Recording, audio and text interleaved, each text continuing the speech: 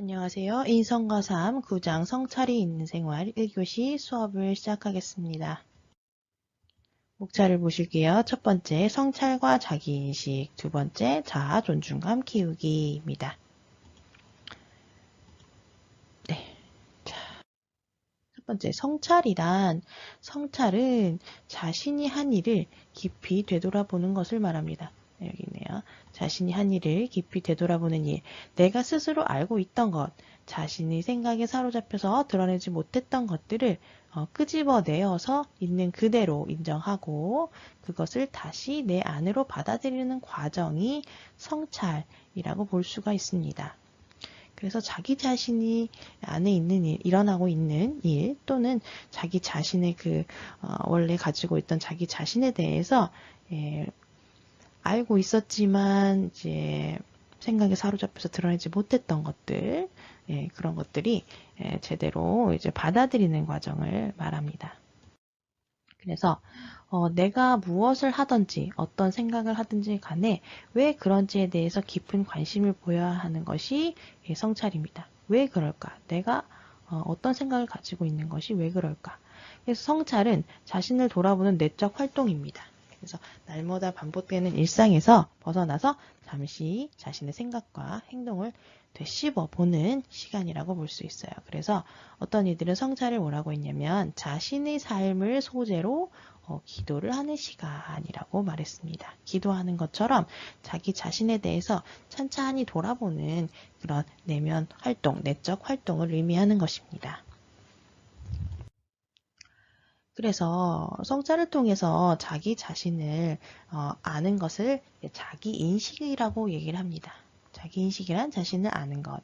그래서 자기 자신의 특성과 감정을 이해를 하는 것입니다. 자신을 있는 그대로 객관적으로 바라보는 것이죠. 그래서 자기 인식의 과정에는 어때요? 끊임없는 훈련과 노력이 필요하고 또 고도화된 지식, 지혜도 필요하게 됩니다.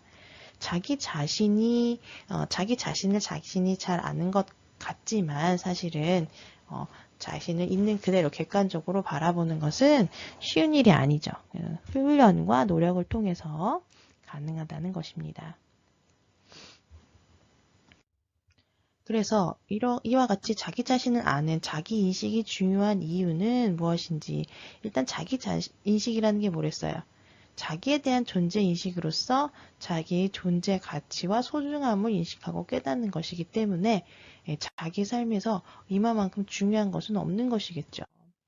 그래서 자기 인식이라는 것은 그 사람의 행동과 정서에 영향을 미치는 매우 중요한 심리적인 요인입니다. 자신에 대해서 어떻게 인식하느냐 하는 것이 그 사람의 행동과 정서 발달에 영향을 미친다고 했죠, 지금. 그래서 자신이 타인으로부터 인정받는 일은 자기 생각과 감정에 대한 정확한 지각과 인식을 갖게 하는 요인이 됩니다. 그래서 타인의 인정이 중요한 이유는 타인에게 인정을 잘 받게 되면 자기 자신의 생각과 감정에 대해서도 스스로 정확하게 지각하고 인식을 하게 되기 때문에 다시 한번 인식을 하게 되겠죠. 그래서 타인의 의견을 존중해 주면 타인이 자기 자신의 생각에 대해서 또 정리를 하면서 인식을 제대로 할 수 있게 되는 것이죠. 그래서 우리가 타인의 의견을 존중하면서 상대방의 가치를 인정해주는 일이 자신이 사랑받는 존재라는 자기 인식을 갖게 하는데 도움을 주게 됩니다. 그래서 타인을 인정하고 인정하는 것이 중요하기 때문에 배려 문화의 중요성을 우리가 알 수 있는 것이죠. 그래서 타인도 우리가 인정을 해줘야 타인 자신이 자기 자신에 대해서 긍정적인 생각을 갖게 되고 그 다음 자기를 제대로 인식하게 되면서 상대방의 가치를 인정해 주는 일이 그만큼 중요해지는 것이죠. 그래서 자기인식과 관련된 나도 아직 나를 모른다라는 책이 있어서 한번 소개를 해드릴게요. 그래서 두 번째 단락을 보시면 당신의 자존감과 관련하여 당신이 누구인지 무슨 일을 하는지 얼마나 타인이 모범이 되고 얼마나 많은 교훈적인 이야기를 알고 있는지 다른 사람에게 자신의 진심이 얼마나 통하는지 자신과 영원히 통하는 사람과 사귀는지 등은 사실은 그렇게 중요한 건 아니다. 그저 당신 자신을 더 편안하게 좋아해 주는 것이 중요하다. 당신이 스스로를 안정적으로 수용하고 있다면 외부의 적은 당신의 마음을 해치지 못한다라고 하는 것입니다. 그리고 또 맨 마지막 단락을 보시면 책임감은 가지되 직장에서의 성취로 자신을 말해하지 마세요. 그것도 자의식의 과잉입니다. 라고 합니다.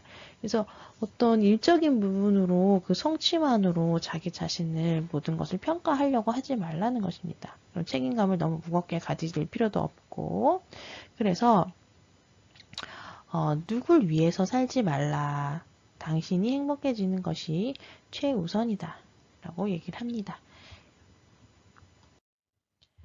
그래서 자기인식과 관련돼서 한번 살펴보면 동물도 자기인식을 인식한다고 합니다. 2015년 중국 상하이 생물과학연구소 연구진에 의하면 일정한 훈련을 거치면 원숭이도 거울 속 자신을 인식할 수 있다는 연구 결과를 발표했어요. 근데 훈련을 통해서 가능하다는 것이죠.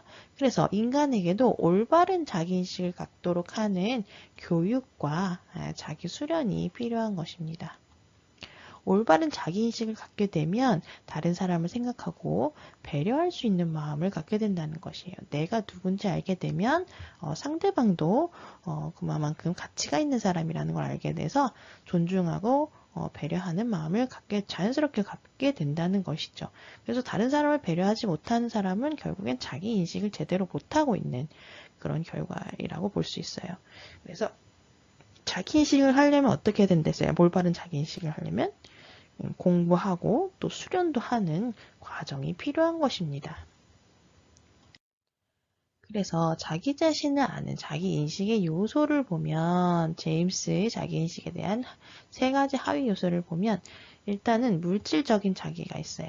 그래서 자신의 육체와 관련된 특성, 자신의 소유물 등과 같은 자신을 이루고 있는 것들, 그리고 외모와 같은 물질적인 드러나는 측면, 가시적인 측면을 의미합니다. 또 자기를 이루는 자기인식적인 과정에서 심리적인 자기가 있겠죠. 심리적인 자기는 심리적 특성과 관련된 요소, 성격, 능력, 적성과 같은 것들, 내면적 특성과 관련된 요소를 의미합니다. 그 다음에 마지막으로 사회적인 자기가 있어요. 사회적인 자기는 타인과의 관계 속에서 나타나는 자신의 위치, 신분, 소속 등과 관련된 요소를 얘기합니다.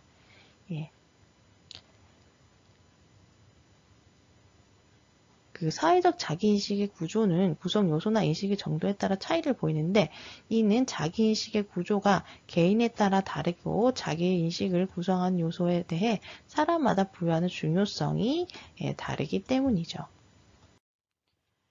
두 번째, 자아 존중감 키우기. 자기인식을 통해서 남을 배려하는 마음을 키우는 것처럼 자기 자신을 먼저 일단 존중하는 마음을 키워야 되겠죠. 그래서 자아 존중감에 대해서 살펴보겠습니다.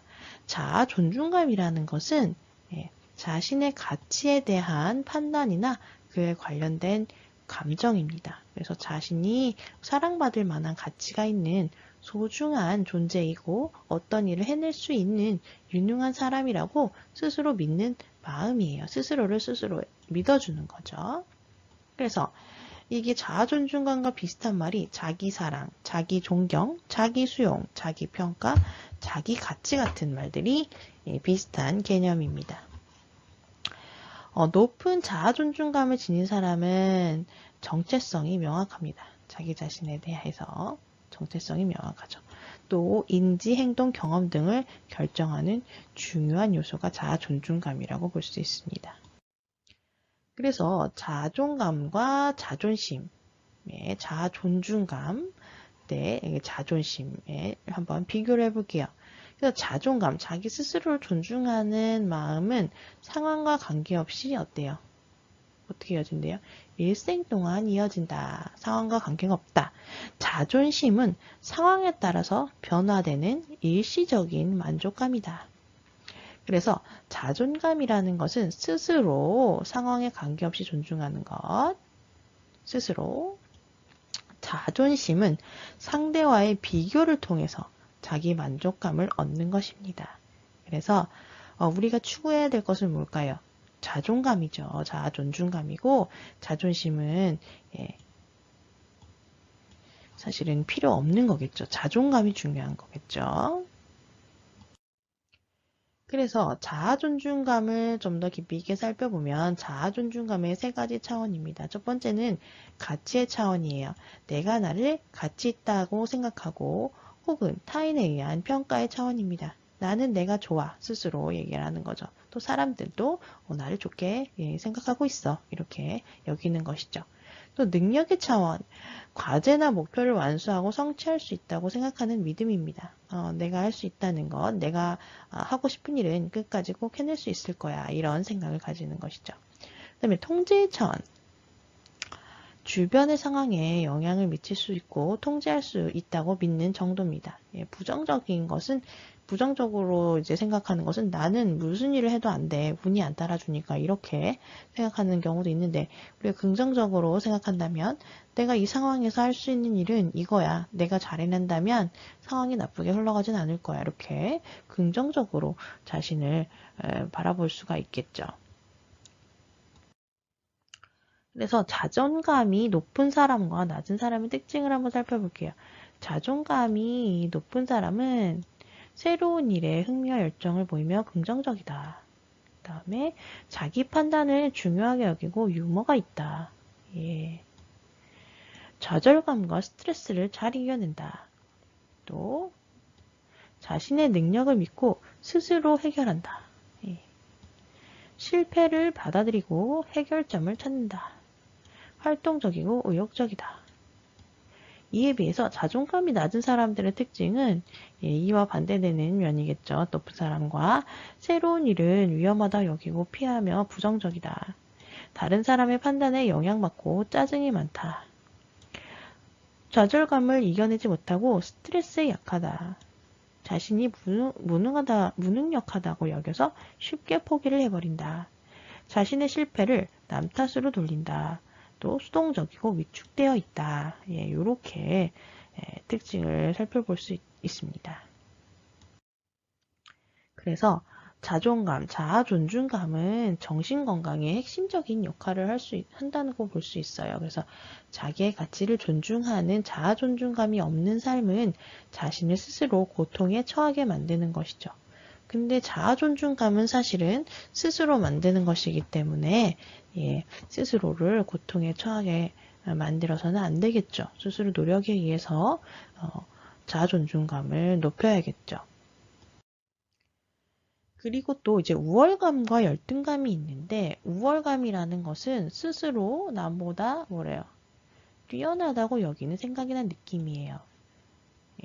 남보다. 그다음에 두 번째 열등감은 남보다 못하거나 무가치하게 낮추어 평가하는 마음. 반대죠. 우월감과 반대. 남보다 뛰어나다고 생각하는 것, 남보다 아주 못하다고 생각하는 것. 이 두 가지입니다. 그래서 우월함과 탁월함은 자아 존중감을 높여주고 자아의 긍정적인 인식을 키워주는 게 사실이에요. 그래서 우월함과 탁월함. 그래서 자기 자신이 이제 긍정적인 생각을 하는 데는 도움을 주는데 재능의 우월성과 심성의 우월성이 또 있죠. 그래서 우월감이나 열등감은 그런데 그에 비해서 우월감이나 열등감은 모두 타인과 비교하면서 자신을 판단한 가치라는 공통점을 가지고 있고 우월감과 열등감은 동일한 여건이나 상황에 따라서 자신의 마음을 어떻게 먹느냐에 따라 결과가 달라집니다. 결국에는 마음의 문제라고 볼 수 있겠죠.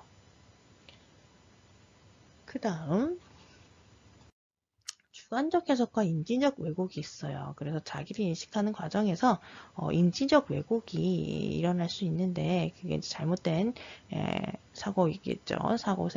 사고 습관인데 인지적 왜곡이란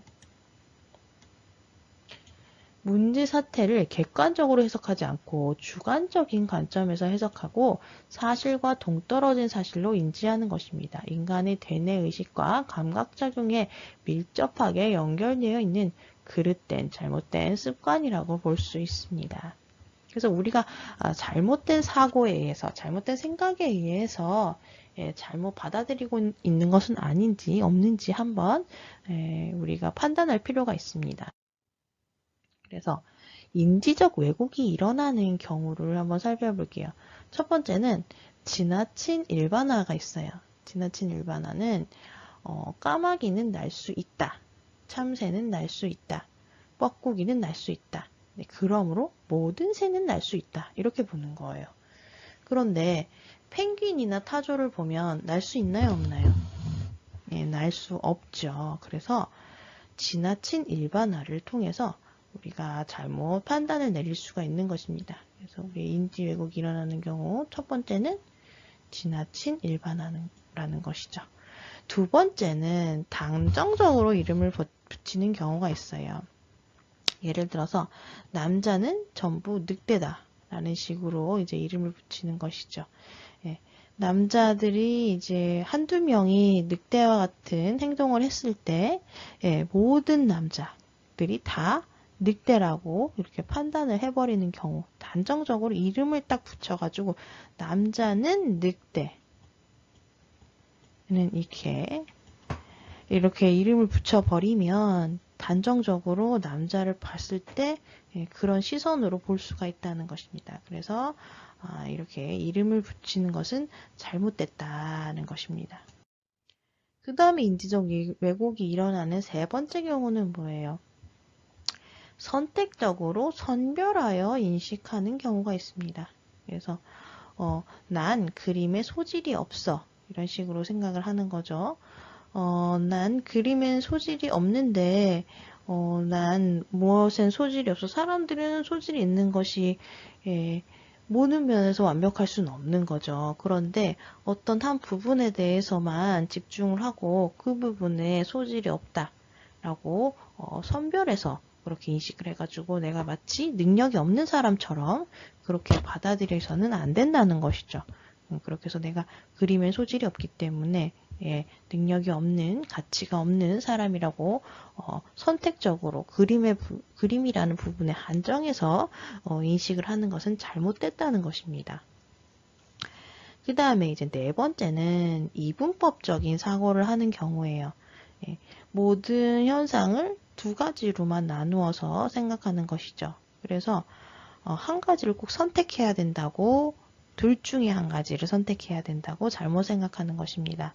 그래서 모든 게 선과 악으로 이루어져 있고 이 세상은 또 어떤 의견을 제시할 때 동의하거나 동의하지 않거나 이 두 가지의 그 항목만 놓고 비교를 하게 한다거나 흑과 백의 논리, 흑백의 논리에 그 중간지대에 어때요? 회색도 있겠죠.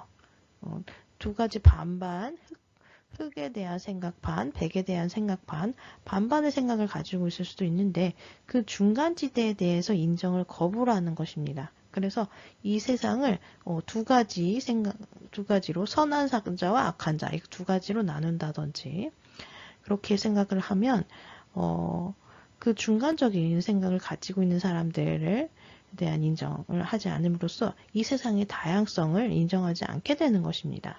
그래서 두 가지 중에 하나를 선택하라고 강요를 하거나 나 자신에게도 그렇게 강요를 하게 되면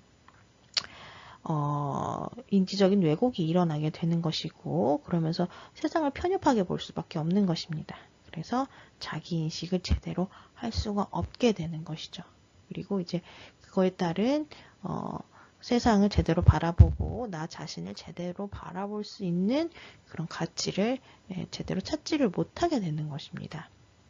그 다음에 다섯 번째는 지나친 자기 비난과 자책의 경우입니다. 그래서 예를 들어서 세상에 되는 일이 하나도 없구나 이렇게 얘기하는 경우가 있겠죠.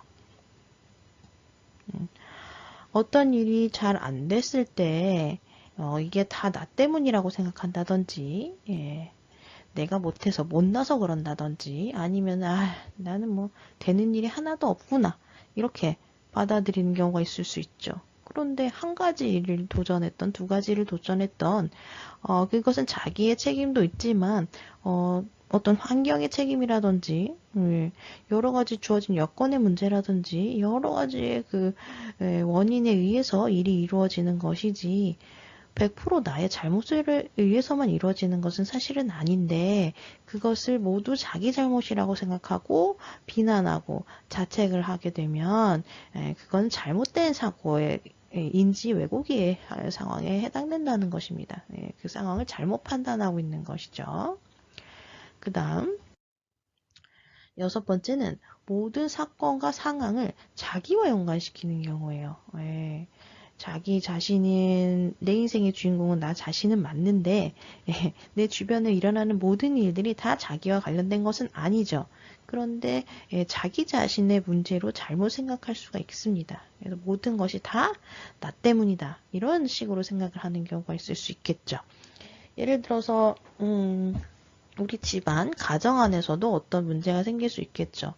예를 들어서 뭐 누가 아프다든지 이런 경우가 있을 수 있는데 그것도 나의 문제, 나와 상관이 있는 문제일 수도 있지만 아닐 수도 있고 그 사람 개인의, 가족 개인의 문제일 수도 있고 여러 환경적인 요인이 같이 있을 수 있는데 그것이 모두 자기 책임이라고만 생각하는 경우가 있을 수 있어요.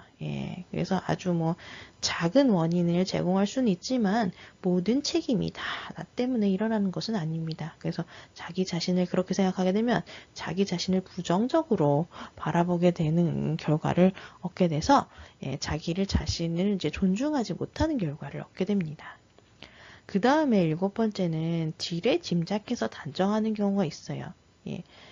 그 사람이 그럴 리가 없어 라고 이제 짐작을 해버리는 거죠.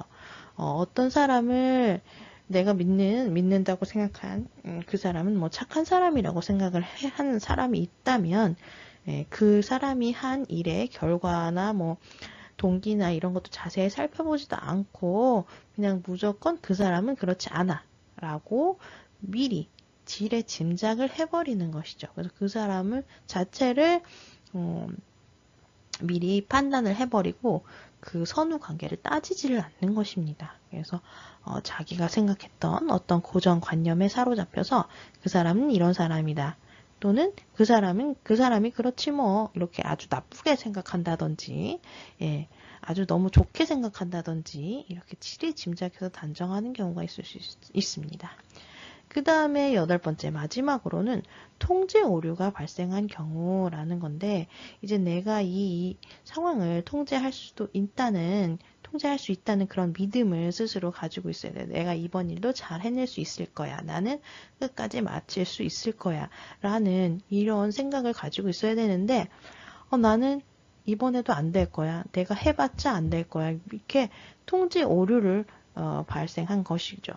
통제에 대해서 잘못 생각하고 있는 것이죠. 그래서 이번에도 안 될 거라는 생각을 하고 뭐 지난번에도 안 됐으니까 뭐 이번에도 안 되겠지라고 생각한다거나 나는 이걸 아무리 열심히 해도 이 일 자체를 통제를 못할 것이라는 이런 생각을 가지게 될 수 있다는 것입니다. 그래서 지금 살펴본 이러한 것들이 인지적 왜곡이 일어난 것들이 모두 어때요? 긍정적인 자아 존중감을 얻는데 중요한 요인이 되는 것입니다. 인지적 왜곡을 하지 않아야지 우리가 긍정적인 자아 존중감을 가질 수가 있고 이와 같은 이런 인지적 왜곡의 사례들에 대해서 잘 인식을 하고 있어야 우리가 앞으로 이러한 실수를 하지 않고 스스로를 가치 있게 여길 수 있게 되는 것이겠죠. 자, 그래서 이번 시간에 배운 성찰이 있는 생활 1교시 수업을 이제 마치겠고요. 2교시에 이어가겠습니다. 2교시에서는 인간의 존엄성, 또 아는 것과 행동하는 것 등과 관련하여 성찰이 있는 생활의 수업을 이어나가도록 하겠습니다. 이번 시간에 고생 많이 하셨고요. 다음 시간에 수업을 이어나가겠습니다. 그래서 우리가 자아 존중감을 가지고 자기 성찰과 자기 인식을 통해서 자기 자신을 사랑하는 연습을 해야 하고 이를 통해서 자기 자신을 사랑하는 것을 통해서 어때요? 다른 사람을 사랑하는 것도 배워나갈 수 있다는 것이죠. 왜 그렇다고 했습니까? 자기 자신이 가치 있는 존재라는 것을 알게 되면 나뿐만 아니라 모든 사람이 가치 있는 존재라는 것을 알게 되고 그로 인해서 어때요?